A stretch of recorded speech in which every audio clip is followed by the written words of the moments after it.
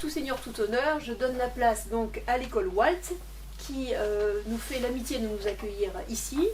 Alors donc nous on a ouvert cette école, l'école Walt, il y a donc 1 an, à la rentrée 2020, pour accueillir des élèves donc neuroatypiques, c'est-à-dire des enfants qui ont des troubles, soit des troubles d'apprentissage, dyslexie, dyspraxie, troubles attentionnels, etc., ou des troubles complexes, troubles autistiques, syndrome génétique, des retards de communication, de langage. Et donc on est une association d'intérêt général et à but non lucratif. On a créé, c'est un projet qui était porté initialement par une association qui s'appelle le Neurogro, qui existe depuis 5 ans et qui accompagnait déjà des familles d'enfants neuroatypiques depuis un certain nombre d'années. Et donc on avait observé toutes les difficultés de ces familles depuis un certain nombre d'années et aussi leurs besoins et puis ce qui fonctionnait chez eux. Et donc on a ouvert une petite école pilote pour commencer. Avec 25 élèves qui ont entre 6 et 16 ans. Donc on est à la fois école primaire et collège. Et voilà, ces élèves sont par petits groupes. On a trois salles de classe et 3 cabinets thérapeutiques dans cette école qu'on peut vous faire visiter juste après. Alors pour vous donner quelques chiffres sur les enfants neuroatypiques en France, on considère qu'il y a 1 enfant sur 10 qui est neuroatypique, donc c'est beaucoup. C'est pour ça que vous connaissez probablement autour de vous un neveu, un cousin, des amis qui sont concernés, et donc vous connaissez aussi probablement le parcours du combattant que ça représente pour ces familles. Donc les chiffres qui ont été publiés, c'est 400 000 élèves officiellement en situation de handicap qui rentrent à l'école à la rentrée. Et donc ce sont des chiffres qui sont en sensible augmentation. Je crois que c'est plus 20% en 5 ans, enfin, en tout cas le gouvernement communique sur ces chiffres. Donc ça veut dire que ces élèves ont de plus en plus une place dans l'école ordinaire, ils sont de plus en plus aussi accompagnés par des auxiliaires.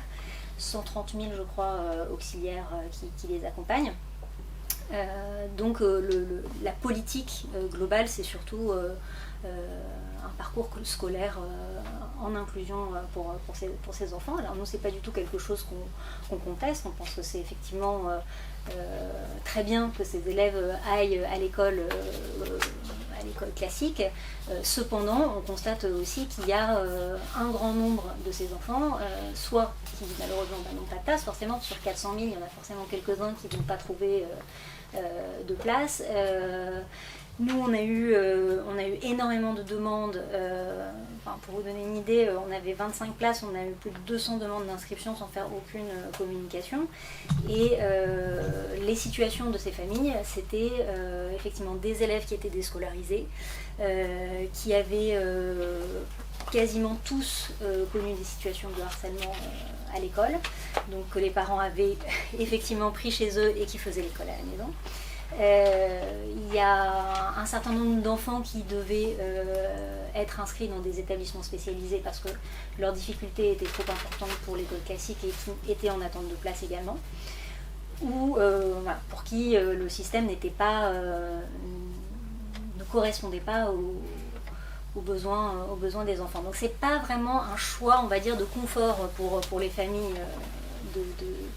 de venir à l'école Walt, même si évidemment on essaie de répondre un petit peu au-delà de juste les accueillir, mais de proposer quelque chose qui soit vraiment en lien avec leurs besoins et de s'adapter en termes de pédagogie. Donc en termes effectivement d'accompagnement et d'éducation, on a effectivement ces enfants, ils ont trois besoins principaux. D'abord d'être accueillis en petits groupes, petits effectifs dans les classes, d'être accompagnés par des professionnels qui sont très formés, très spécialisés. Donc là évidemment c'est le cas de notre équipe. C'est rarement le cas malheureusement encore à l'école classique.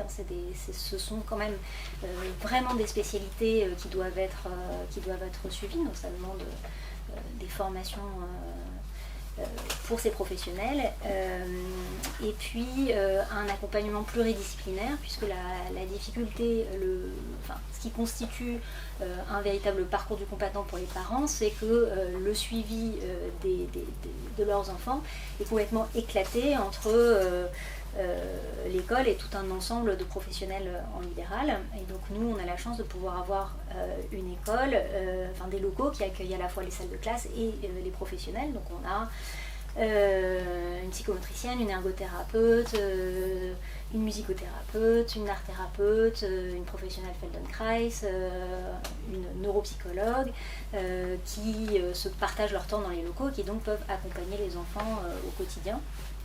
Donc les enfants ont cours classiquement de 9h à 16h, mais vont avoir aussi sur place leur suivi individuel et des ateliers collectifs pour progresser. Et donc les professionnels interviennent aussi dans les classes, ce qui crée vraiment un travail pluridisciplinaire intéressant. Donc ces élèves qui ont des profils d'apprentissage spécifiques, bien entendu, on va énormément adapter l'enseignement de façon individuelle, donc en fonction de leurs besoins. Donc des enfants qui ont des troubles de l'attention, par exemple, ils vont voir leur rythme adapté, des supports adaptés. Là, on vous a pas mis les pédaliers pour que vous fassiez un petit peu d'exercice, mais voilà, on a sinon plein de ballons et de choses dans les classes pour que ça puisse être conforme. Et c'est vrai que ça a l'air d'être des gadgets, mais les enfants, ça leur change vraiment le quotidien et leur capacité de concentration du tout au tout.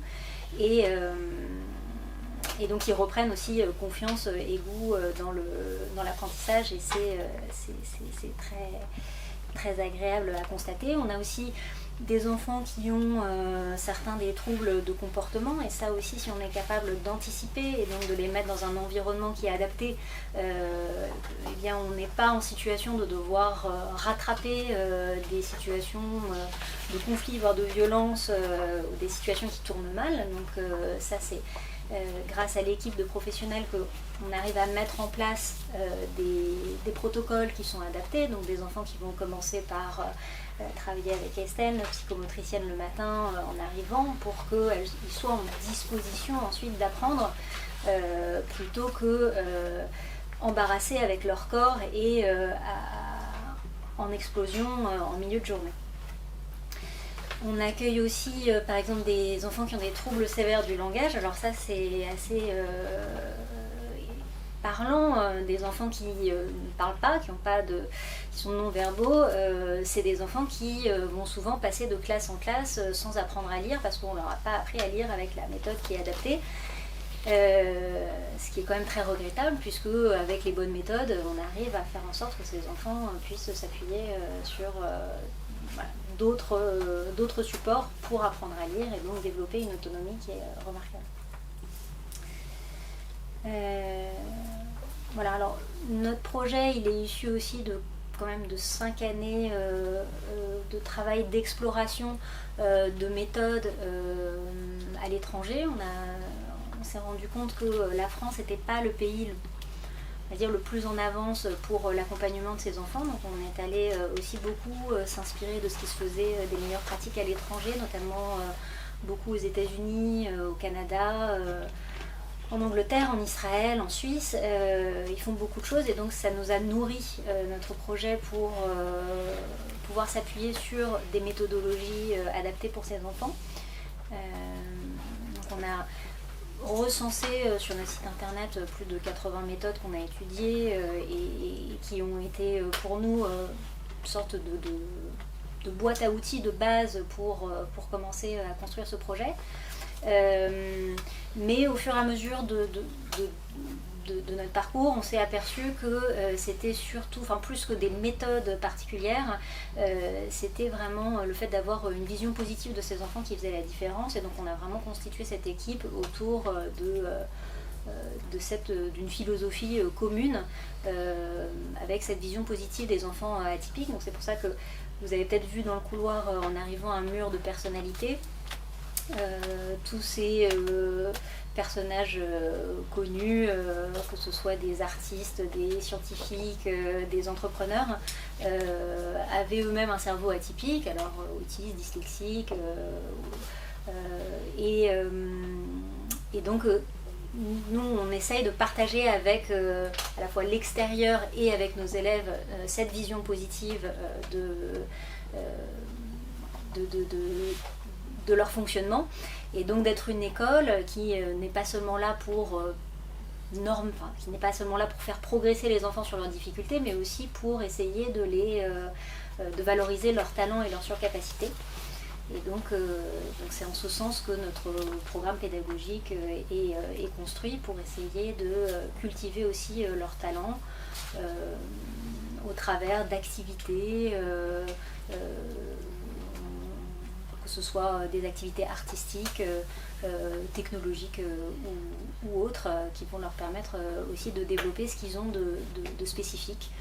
Donc par exemple, les personnalités, les enfants qui ont des dyslexies, ils ont en général une fibre très créative, beaucoup de curiosité, donc ça c'est quelque chose qu'on essaye de cultiver chez eux. Les enfants autistes, beaucoup de sensibilité, notamment artistique.